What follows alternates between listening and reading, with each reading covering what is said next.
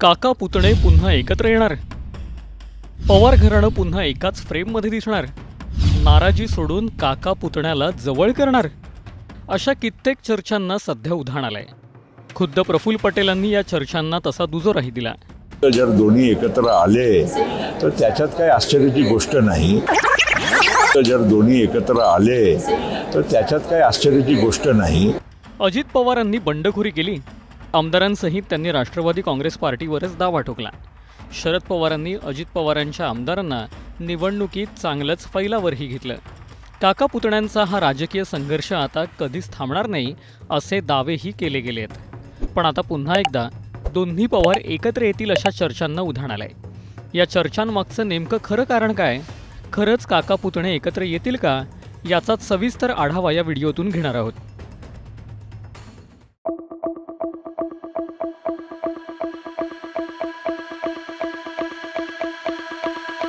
काकालाही म्हणलं विश्वासात घ्या, कारण काका लोकांना विश्वासात घ्यावं लागतं, त्याशिवाय पुढे चालत नाही। काका आणि पुतणे एकत्र येऊ शकतात या चर्चांना उधाण येण्यामागचं पहिलं कारण अजित पवारांनी स्वीकारलेली भूमिका सांगितली जाते। राजकीय मैदानात शरद पवारांवर निशाणा साधणाऱ्या अजित पवारांनी सध्या शरद पवारांच्या बाबतीत मवाळ भूमिका घेतल्याचं दिसतंय। कर्म धर्म संयोगाने आई बापाच्या कृपेने चुलत्याच्या कृपेने बरंच चांगलं चाललंय आमचं। आम्ही पण घरामध्ये पवार साहेबांना दैवत मानत होतो, आजही मानतो। काकालाही म्हणलं विश्वासात घ्या, कारण काका लोकांना विश्वासात घ्यावं लागतं, त्याशिवाय पुढे चालत नाही। अजित पवारांनी शरद पवारांच्या बाबतीत घेतलेल्या याच भूमिकेमुळे पवार काका पुतणे एकत्र येतील का अशा चर्चांना उधाण आलंय। अजित पवार आणि शरद पवार एकत्र येतील का या चर्चांना उधाण येण्यामागचं दुसरं कारण ही दृश्य सांगितली जातात।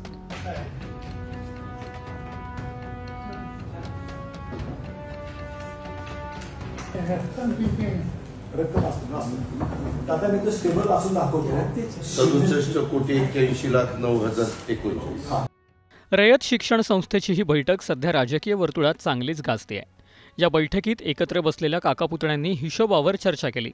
शरद पवार आणि अजित पवार यांच्यात जणू काहीच घडलं नाहीये असं दाखवणाऱ्या या दृश्यांमुळेच पवार कुटुंब पुन्हा एकत्र येणार का असे तर्क लावले गेलेत।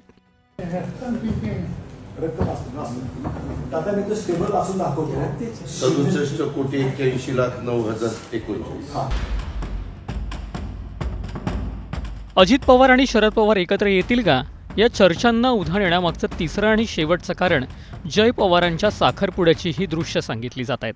अजित पवारांचे सुपुत्र जय पवार यांचा नुकताच साखरपुडा पार पडला। यात शरद पवारांनी हजेरी लावली।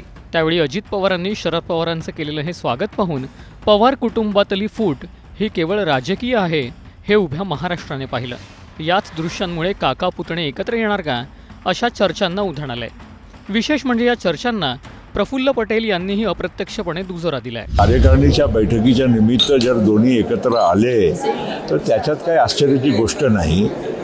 आणि जो विषय आज विकासाचा आहे की बारामतीचा विकास असो, महाराष्ट्राचा विकास असो, त्यामध्ये पवारसाहेब सारखे अनुभवी नेत्यांशी काही संवाद अगर झाला असेल तर त्याच्यात काही चुकीचं नाही। शेवटी पक्ष वेगळा, पण महाराष्ट्राचा विकास आणि एक अनुभव असलेल्या व्यक्तीकडून काही चर्चा करणं, त्याच्यात काही वेगळा अर्थ काढणं मला काही त्याच्यात चुकीचा वाटत नाही। यावरूनच खरंच आता शरद पवार आणि अजित पवार एकत्र येतील का असे प्रश्न विचारले जात आहेत।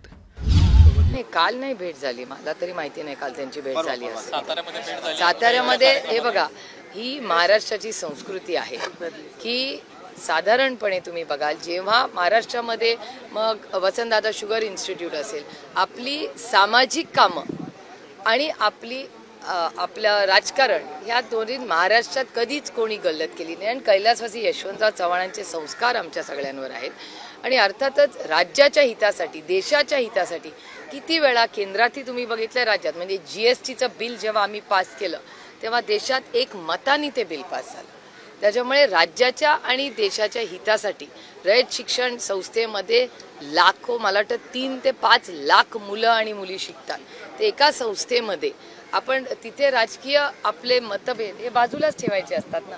संस्थांमध्ये जेव्हा आपण काम करतो ते एक सामाजिक कमिटमेंट असते आपली, त्यामुळे रयत शिक्षण संस्थेच्या कामामध्ये सगळेच एक येतात. वसंतदादा शुगर इन्स्टिट्यूट असेल, अशा अनेक संस्थांमध्ये ज्या खूप लोकांच्या कष्टाने, मेहनतीने, प्रयत्नातून उभ्या राहिल्यात आणि आज महाराष्ट्रात लाखो करोडो मुलं त्याच्यामुळे शिकलेत. आज तुम्ही महाराष्ट्रात कुठेही गेला तर 50 ते 60% कलेक्टर असतील, पोलीस असतील, हे सगळे रयत शिक्षण संस्थेत शिकलेले आहेत. ह्याचा आम्हाला सार्थ अभिमान.